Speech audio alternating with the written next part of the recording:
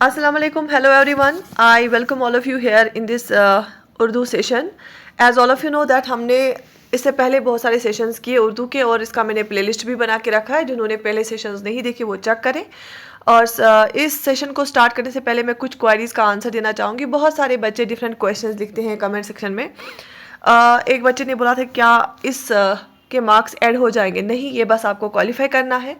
दूसरे बहुत सारे बच्चे ये भी लिखते हैं कि मैम हमें तो सिर्फ 100 वर्ड्स का ऐसे लिखना है, आप क्यों इतना बड़ा बड़ा ले आते हैं.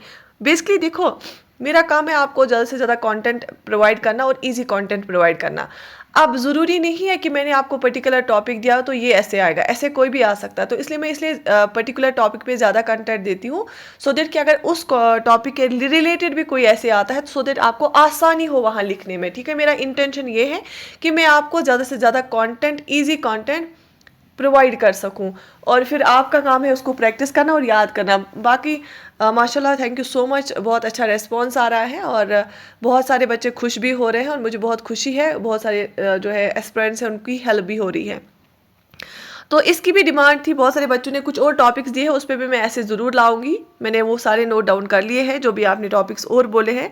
उसके साथ साथ कुछ जो है बच्चों ने बोला था कि हमें ट्रांसलेशन आप लाइए उर्दू इंग्लिश. देखो, अगर हम पिछला ये देखेंगे ना, अगर हम पुराना पैटर्न देखेंगे उसमें मैंने आपको दिखाया, उसमें मार्क्स का वेटेज ज़्यादा था. तो 2 पैसेजेस थी, नहीं 2 नहीं ज़्यादा थी. रीडिंग सेक्शन में ज़्यादा पैसेजेस थी. ठीक है, उसमें 100 मार्क्स थे ना, तो उसमें पैसेजेस ज़्यादा थी.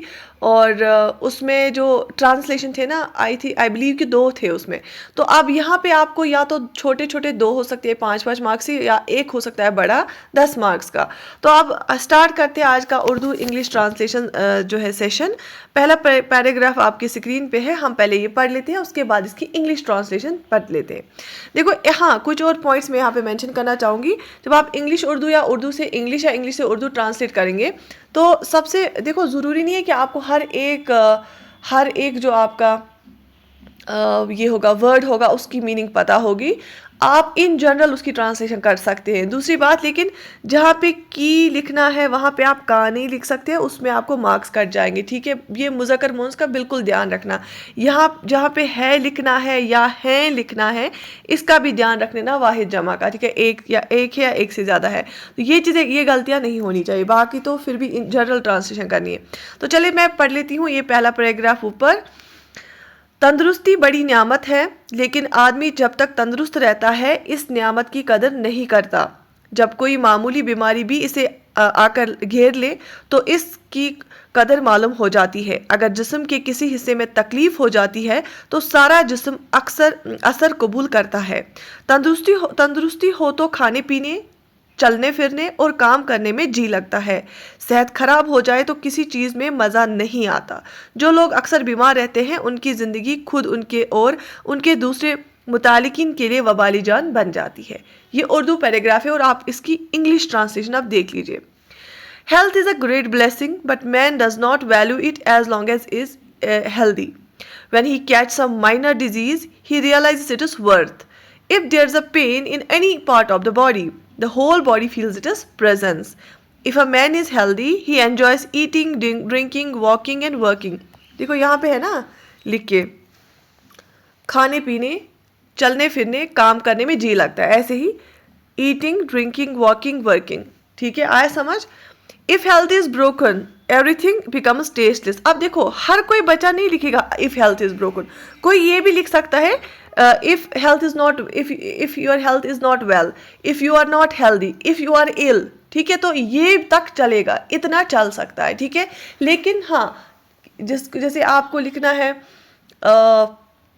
हर, तो आप हिज नहीं लिख सकते है ना, ये ध्यान में आपको रखना है. Okay, the people who are often ill है ना, जो लोग अक्सर बीमार रहते हैं. हम ये भी लिख सकते हैं the people who are not well, who are unhealthy. ठीक है, तो people who are often ill, their life become troublesome for themselves and for their relatives. ठीक है, शाबाश. तो ये था इसका ट्रांसलेशन. एक और पैराग्राफ देख लेते हैं.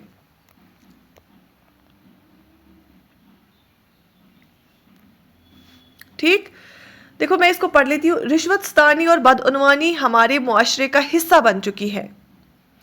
इनका ताल्लुक किसी एक इदारे या सोसाइटी के मखसूस हिस्से से नहीं है, बल्कि ये तो हर महकमे और हर इदारे का लाजमी जज़ नज़र आती है।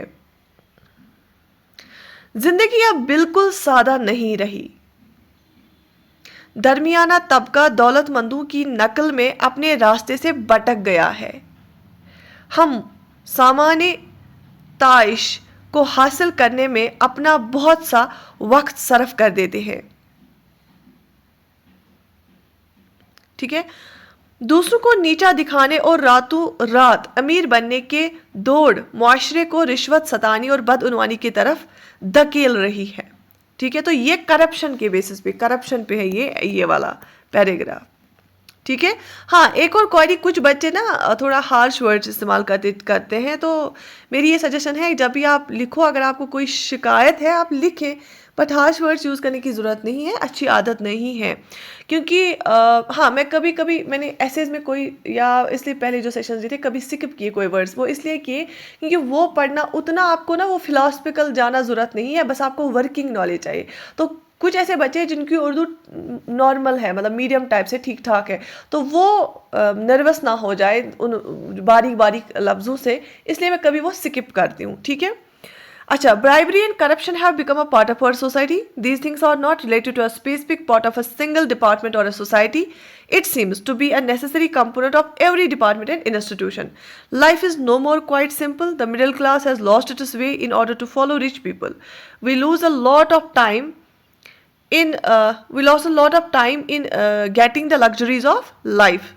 ठीक है, the race to defeat other and to become rich is pushing the society towards bribery and corruption.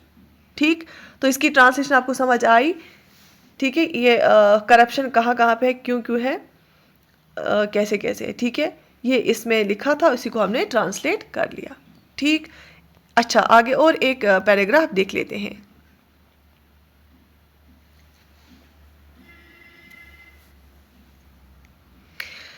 अच्छा, इल्म एक अजीम कुव्वत है। कुव्वत हम बोलते हैं ताकत को, पावर को।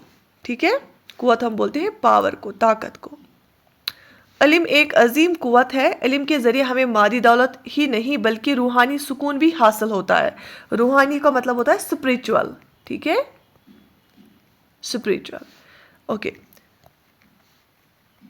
हमारे मजहब में इल्म हासिल करना हर शख्स पर फर्ज है। ये एक ऐसी चीज़ है जिसे कोई चुरा नहीं सकता। ठीक है, इल्म के बगैर कोई इंसान अपनी ज़ात को भी नहीं पहचान सकता और यूं ही सारी ज़िंदगी अपने मकसद हयात से बेखबर रहता है। इल्म हासिल करके इंसान अपने मुआशरे और कौम की बेहतरी का सबब बन सकता है। ठीक है, अच्छा, इसकी ट्रांसलेशन देख लेते हैं। तो इल्म को हम किससे डिनोट करते हैं? Knowledge. Knowledge is a great power. Knowledge not only gives us not only money, knowledge not only gives, ये थोड़ा गलत हो गया, knowledge not only gives us money but also spiritual satisfaction, है ना, रूहानी सुकून। In our religion getting knowledge is obligatory for everyone. Obligatory हो गया मैंडेटरी, ज़रूरी है ना, हमारी रिलीजन में हम पे ना फ़र्ज है, ऑब्लिगेशन है, ज़रूरी है। ठीक है, शाबाश। This is the thing that can not be stolen. ये ऐसी चीज़ है जो चोरी नहीं हो सकती है ना, stolen. Without knowledge no man can recognise himself and is unaware of his objective throughout his life. Having the knowledge God, a man can bring about the betterment of himself, his society and his nation. अब जो इंसान इल्म हासिल करता है वो खुद को भी सुधार सकता है, अपने समाज को भी सुधार सकता है और अपने कौम को भी सुधार सकता है। ठीक है, शाबाश। तो आगे देखते हैं एक और पैसेज।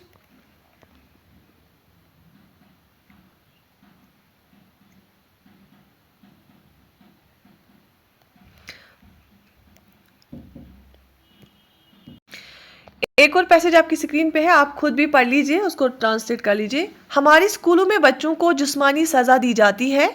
अच्छा, अब एक एक लाइन को हम ट्रांसलेट करते हैं। Children are given corporal punishment in our schools. ठीक है, इसका मकसद बज़ाहिर बच्चे की इस्लाह करना होता है। The apparent purpose of this is to reform the child. लेकिन ये देखा जाता है कि सज़ा की वजह से बच्चे खुद एतमादी खो देते हैं। But it is observe that children lose their self confidence due to punishment. इनमें इनमें जारहाना रवैये पैदा होते हैं और बगावत के जज्बात पैदा होते हैं। They become aggressive, emotions of defence और डेवलप्ड इन देम। ठीक है, नतीजे के तौर पर वो उस्ताद और स्कूल से नफरत करना शुरू कर देते हैं और कॉन्सिक्वेंटली, नतीजा हो गया इसका कॉन्सिक्वेंस क्या है, consequently they start hating the teacher and the school, और स्कूल जाना छोड़ देते हैं, एंड क्विट स्कूलिंग। ठीक है, अब अगर उर्दू में 3 जुमले लिखे ना, आप इसको इंग्लिश में ना 1 जुमला भी बना सकते हैं। अगर आपको वहाँ पे इक्तिबास देखे होगा, अगर वहाँ पे बड़े बड़े पैराग्राफ्स होंगे, आप उनको छोटे पैराग्राफ्स में ट्रांसलेट कर सकते हैं। ठीक है, तो मतलब इसका निचोड़ जो ना वो सेम रहना चाहिए। ठीक, शाबाश। तो ये थी क्या, ट्रांसलेशंस। इंशाल्लाह मैं बहुत सारी आपको ट्रांसलेशन कराऊंगी अगर हो सके। अगर टाइम मिला तो मैं आपको शाम को एक और लेक्चर प्रोवाइड करूंगी इसी को, सो दैट कि इतनी ज़्यादा ट्रांसलेशंस हम देख पढ़ेंगे तो आपको मिनटों में ना, आपको 2 मिनट लगने चाहिए वहाँ पे ट्रांसलेशन करने में। ठीक, but do right in the comment section कि आपको कैसा लग रहा है ये सीरीज़, उर्दू सेशंस कैसे लग रहे हैं, सो दैट कि मुझे भी मोटिवेशन मिले ज़्यादा से ज़्यादा उर्दू सेशंस लाने की। ठीक है, so I wish you all the best, take very good care of your self.